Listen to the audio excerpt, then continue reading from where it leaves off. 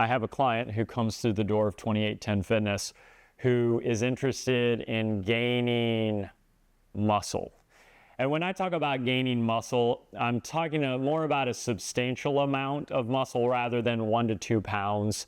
It's someone that, hey, I would like to put on 10 pounds of muscle. I'd like to put on 15 pounds of muscle or more. That is really, I don't want to say it's no small feat because it is certainly achievable, but it is extremely difficult. So it's important for me to help clients set expectations when trying to gain muscle. The single most important thing you can do to gain muscle is to strength train. So you have to be strength training to put on lean muscle.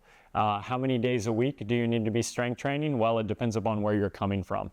If you've done absolutely nothing, 2 days a week of total body strength training, of hitting all the major muscles, all the major movements of the body, you will start to gain muscle. But that's often short-lived. So for the most part, I want to encourage people to get in 3 days of strength training. Now, why 3 days? Ultimately, what the data supports is that you need to be training each body part or each muscle group with 10 sets of movement, of exercise. So meaning I need to expose my chest. If I want to work my chest, I need to expose my chest to no less than 10 sets per week of exercise. Really, reps isn't as important as sets. And if one has time, 15 to 20 reps has been shown to be more advantageous. So when I've got a client looking on the flip side who's afraid to get bulky, first of all, again, too many factors go into them to be concerned with themselves getting too bulky. But okay, let's keep your weekly sets below 10. But with my athletes, my clients that want to put on muscle mass, I want to get at least 10 sets, if not more. So that's in terms of the strength training side of things. Quick story, I had 2 clients, different genders, different ages by decade and a half. So a lot of things like working differently for them in terms of their physiology. 2 different goals. Similar training programs, not the same, but similar training programs. They weren't so dissimilar that you'd be like, clearly they're on different programs, but it was more like just little tweaks in their training program.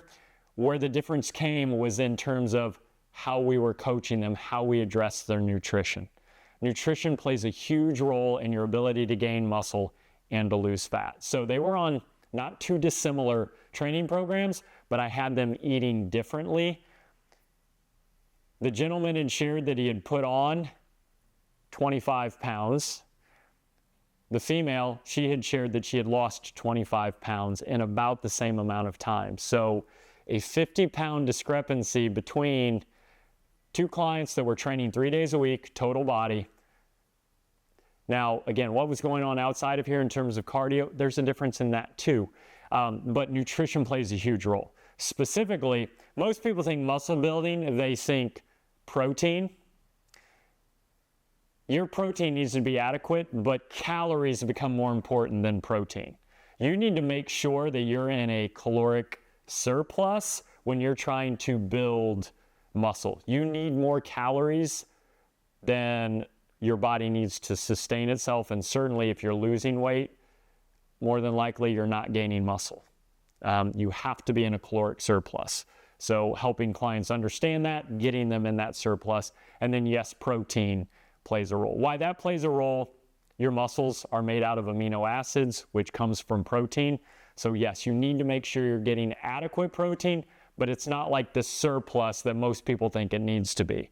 As a matter of fact, when I'm going through a bulking phase, my protein comes down a little bit and I increase my carbohydrates greatly because it's that fuels my workouts and it's an easier source of total calories. So for me, carbs become equally, if not more important than some of the other factors.